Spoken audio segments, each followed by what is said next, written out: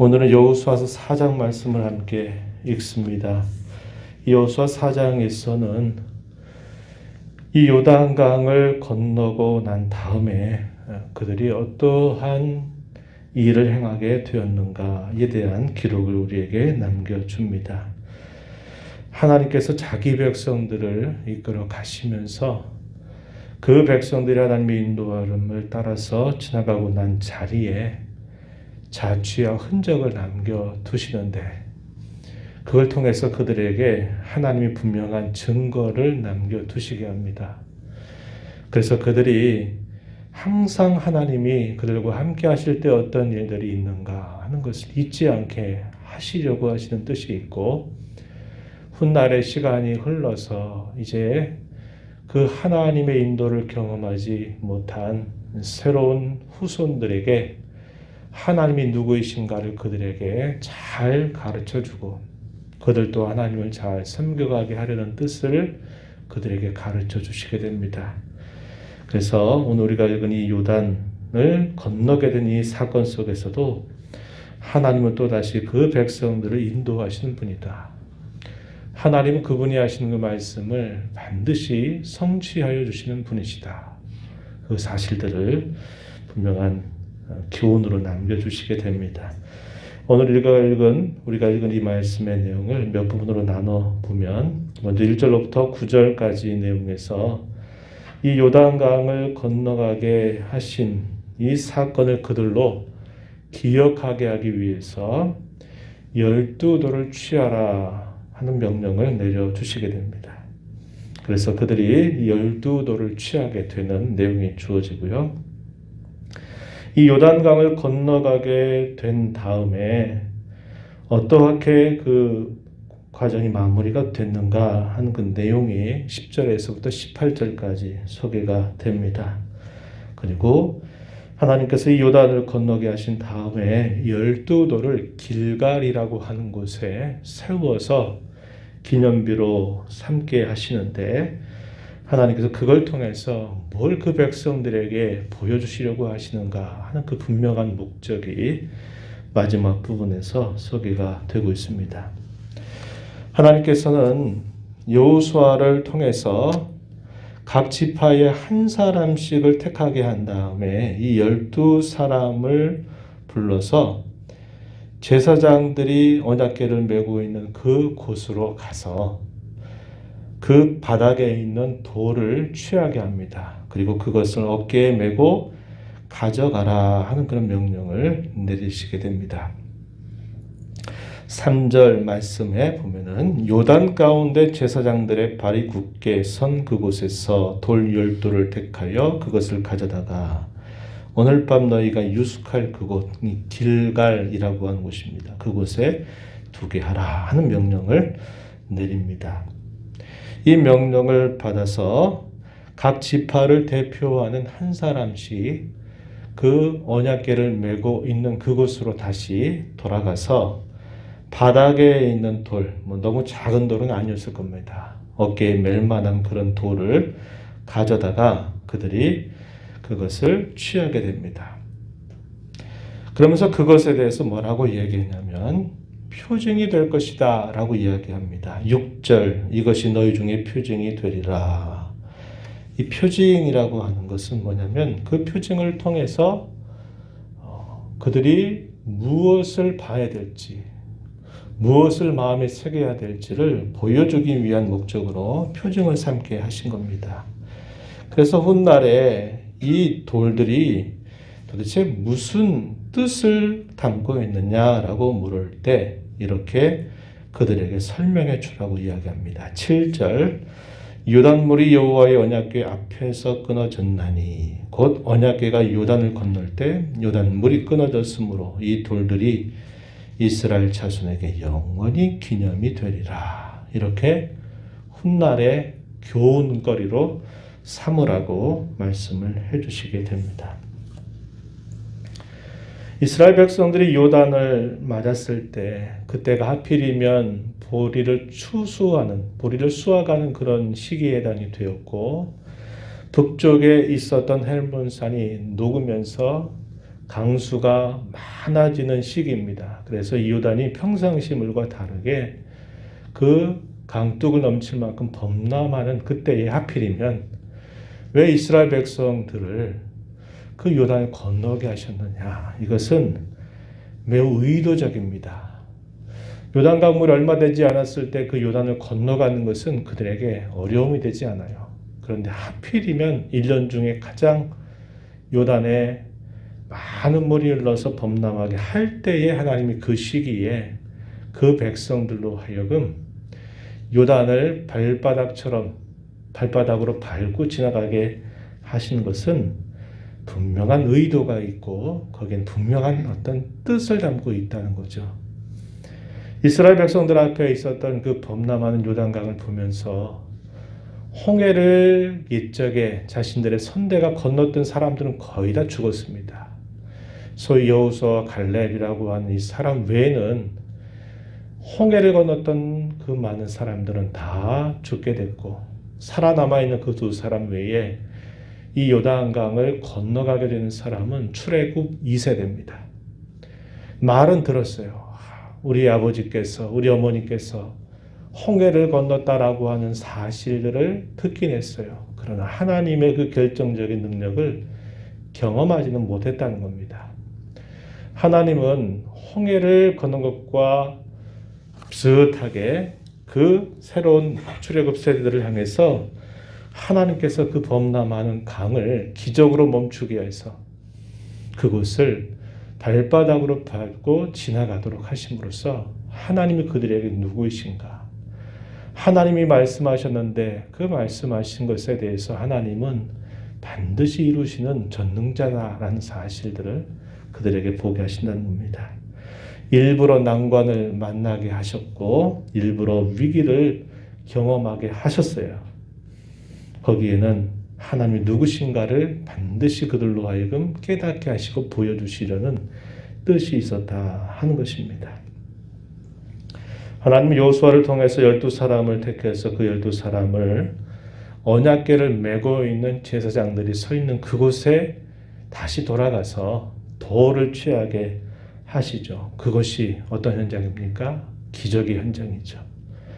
하나님의 약속하신 말씀이 실현되고 있는 그 현장으로 다시 가서 그곳에서 결정적인 증거를 취하게 하신 것입니다. 이것은 하나님의 말씀, 그들의 귓가에 들려주신 하나님의 말씀을 귀로 듣고 있지 말고 그들에게 보이는 표로서 그들에게 증거를 삼게 하신 거죠. 이걸 뭐라고 표현할 수 있냐면 보이는 말씀의 증거로 돌을 취하게 하신 겁니다.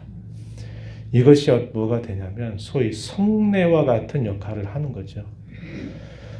우리가 성례라고 그러면 떡과 포도주를 떠올리죠. 떡과 포도주가 상징하는 것은 예수 그리스도께서 자기 백성들을 위해서 자신의 몸을 내어주시고 자신의 생명을 내어주셨다라는 것을 보게 하셔서 그 하셨던 말씀, 곧 구원이 그들에게 이루어진 사실을 깨닫게 하는 데 목적이 있어요. 12돌을 취하게 하는 것도 마찬가지입니다.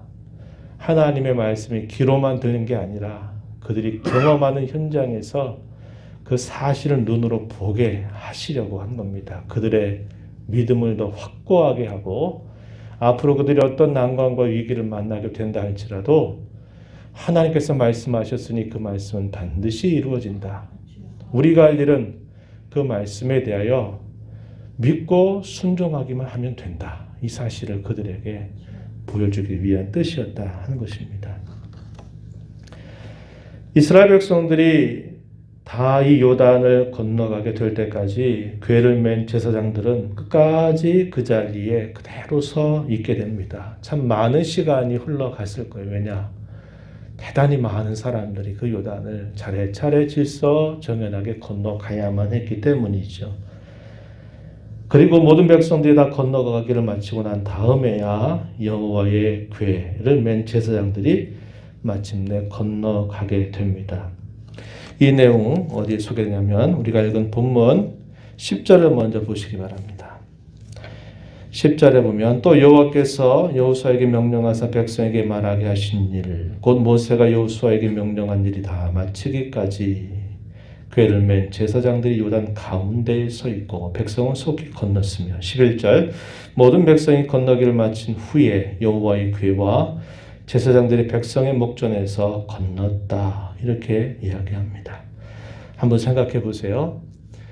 가장 먼저 요단 범람하고 있는 이 요단강에 발을 내딘 사람이 누굽니까? 언약궤를 맨 제사장들이 흐르고 있는 물에다가 발을 내딛어요. 발을 내딛는 것과 동시에 흐르던 물이 멈춰 서버리게 됩니다. 어제도 얘기했지만은 홍해를 건널 때는 이미 그 홍해 바다를 갈라놓으시고 난 다음에 가게 하시지만 이 요단을 건너가게 될 때는 갈라놓은 다음에 건너가시는 것이 아니라 그들이 순종해서 발을 내딛는 순간에 그 동시에 물이 갈라지기 시작하게 하신 겁니다. 이 말은 여호와 하나님께서 자기 백성들 앞에서 먼저 행하신다. 앞서 행하신다. 그들의 갈 길을 준비하신다. 여호와 이레의 하나님이라는 것을 그들에게 보여줘요.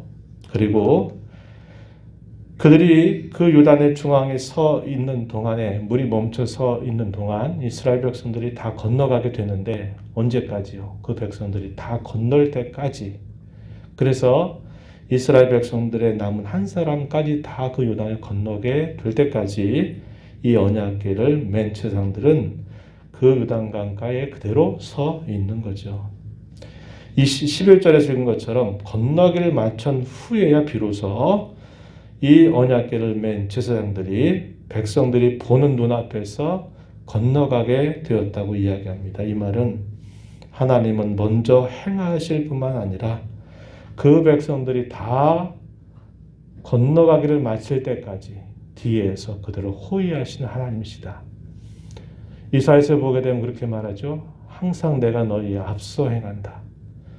내가 뒤에서 너희를 호위한다 라는 말씀을 하시게 돼요. 하나님 이 사건을 통해서 항상 자기 백성들의 앞서서 행하시는 분, 그 길을 예비하시는 분, 그리고 그 뒤에서 그들이 끝까지 마칠 때까지 뒤에서 호위해 주시는 분이다 라는 사실을 이걸 통해서 분명하게 보여주게 됩니다.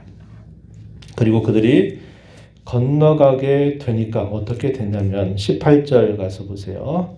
여호와의 언약궤를 맨 제사장들이 요단 가운데에서 나오며 그 발바닥으로 육지를 밟는 동시에 요단물이 본 곳으로 도로 흘러서 전과 같이 언덕에 넘쳤더라. 하나님께서 모든 일들을 마치고 이제 뒤에서 하나님께서 그들을 호위하고 마치고 나니까 다시 그 요단강에 범람하던 그 물이 도로 흘러 넘쳤다라고 이렇게 이야기를 해주게 됩니다. 그들이 건너자마자 도착한 곳은 길갈이라고 하는 지역이었습니다. 이 길갈에다가 요단강가에서 취해왔던 그 돌을 그곳에 세우게 됩니다. 기념비로 삼게 돼요. 그리고 그것에 대해서 그 백성들로 하여금 기억나게 하는 겁니다. 우리 하나님은 전능하신 분이다. 하나님 이렇게 이끌어 가신 분이다. 보여주죠. 그리고 후손들에게는 이게 도대체 무슨 뜻을 담고 있는 기념비입니까? 라고 물을 때 이렇게 가르쳐 주라고 이야기하십니다. 23절, 24절입니다. 너희 하나님 여호와께서 요단물을 너희 앞에서 마르게 하사 너희를 건너게 하신 것이 너희 하나님 여호와께서 우리 앞에 홍해를 말리시고 우리를 건너게 하심과 같았나니 이는 목적이 무언가를 알려주죠. 24절 땅의 모든 백성에게 여호와의 손이 강하신 것을 알게 하기 위한 것이다. 첫 번째, 두 번째, 너희가 너희 하나님 여호와를 항상 경외하게 하려 하심이다 라고 이야기합니다. 하나님의 손이 강하다. 이것은 이스라엘 백성들에게만이 아니라 그 땅에 사는 모든 백성들에게, 땅의 모든 백성들에게 여호와의 손이 이토록 강하다라는 것을 보여주는 필요가 있다. 이렇게 이야기합니다. 우리가 3장에서 읽을 때요. 3장에 그런 말씀이 있어요. 13절 보면 뭐라고 얘기하냐면 온 땅의 주 여호와의 궤. 하나님을 표현할 때 뭐라고 표현했냐? 온 땅의 주라고 표현했어요. 이스라엘 백성 민족의 하나님만이 아니라 온 세상의 주님 이렇게 표현했어요. 3장 11절에서도 뭐라고 말했냐면 보라 온 땅의 주의 언약궤가 이렇게 표현합니다. 하나님은 자기 백성들의 하나님만이 아니라 온 세상을 경영하시는 분, 온 세상의 주권을 행하시는 분이시다라는 사실을 표현한 겁니다.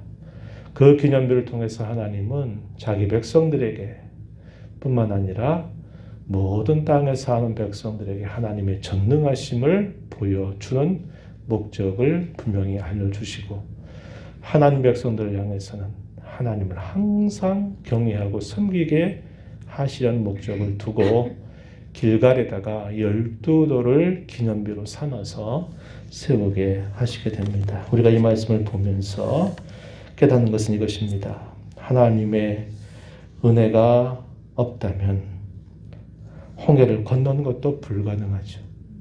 그리고 요단을 건너는 것도 불가능한 일임을 우리는 알게 됩니다.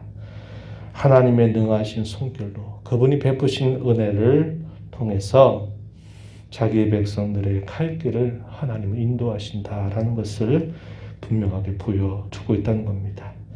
하나님께서 그렇게 해주신 목적은 하나님은 약속을 반드시 지키시는 전능하신 분이시다. 앞으로 어떤 난관과 위기를 만나게 될지라도 하나님은 그 난관과 어려움, 위기를 뚫고 지나가도록 길을 만들어 가시고 인도하시는 분이시다. 이 사실을 그들로 깨닫게 하십니다. 그럼으로써 그들로 하여금 난관과 위기 앞에서 그 상황에 두려워하지 말고 말씀하신 하나님만을 항상 붙들고 섬기고 의뢰하고 순종할 것을 가르쳐 주시는 뜻이 있다는 겁니다. 우리가 이 땅을 살아가면서 많은 난관과 어려움, 위기를 만나게 됩니다. 하나님은 그 길을 만들어 가실 거예요. 그리고 하나님 인도하실 겁니다. 그러할 때 우리는 하나님을 붙들고 그분의 말씀을 부여잡고 우리가 할 일은 이것이 하나님의 뜻인가를 잘 분별하고 강하고 담대한 마음을 가지고 그분의 뜻에 순종하는 일에 우리의 마음을 집중하면서 나아가면 됩니다. 이것 외에 다른 길은 없어요. 이것 외에 우리가 갈 수 있는 가장 좋은 길은 없습니다. 하나님께서 앞서 가심을 믿고 그분의 뜻이 무엇인가를 살펴서 상황의 눈이 어두워지면 안 되고 우리의 들리는 말에 또 우리의 마음이 또 빼앗겨서 우리 마음대로 흐트러지는 자들이 되지 않고 하나님의 말씀에 순종하며 나아가면 된다. 이게 가장 선하고 좋은 길이다라는 확신을 가지고 우리의 마음을 살펴서 믿음을 돈독하게 해서 어떤 난관과 위기도 극복해 나가는 저와 여러분이 되기를 진심으로 바랍니다.